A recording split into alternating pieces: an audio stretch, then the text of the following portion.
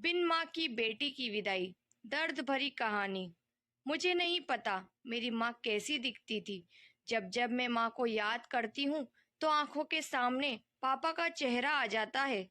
मैं 5 महीने की थी। माँ मुझे छोड़कर भगवान के पास चली गई। मेरे पापा ही मेरी माँ थे।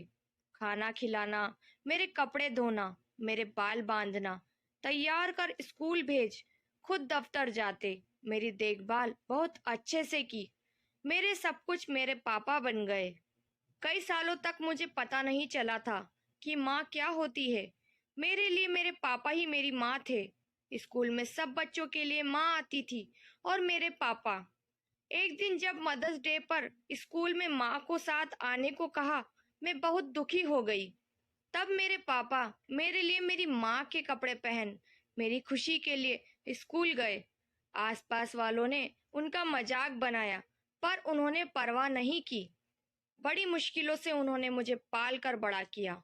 शादी के पहले मैं और पापा एक ही रूम में सोते थे।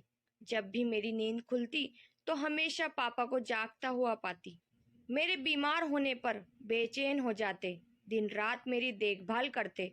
मैं नहीं जानती माँ कैसी होती है। पापा ही मेरी माँ थे।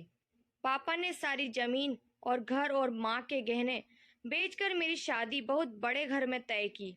पापा ने शादी में कोई कमी नहीं छोड़ी, बड़ी शानो शौकत से की। घर को दुल्हन की तरह सजाया गया। दूर दूर से रसोइये बुलाए गए। मेरी शादी किसी सपने जैसी थी। सब कुछ वैसा ही हो रहा था जैसा मैंने टीवी पर देखा था। पापा ने अकेले ही मेरा कन्यादान किया था। और विदाई के बाद जब मैं ससुराल पहुंची तो पता चला कि पापा को विदाई के बाद हार्ट अटैक आ गया और वो नहीं रहे। मुझे लगता है पापा मुझे माँ की अमानत समझकर पाल रहे थे, और जब उनका कर्तव्य पूरा हो गया तो वो माँ के पास चले गए। मैंने नहीं देखी माँ की ममता कैसी होती है। मेरे लिए तो मेरे पापा ही मेरी माँ थे। दोस्तों, कहानी पर आपकी क्या राय है? कमेंट करके जरूर बताएं और लाइक शेयर करना बिल्कुल ना भूलें। चैनल पर नए हैं तो सब्सक्राइब करें, बेल आइकन प्रेस करें ताकि मेरी अगली वीडियो की नोटिफिकेशन मिल जाएगी। मिलते हैं नई कहानी के साथ।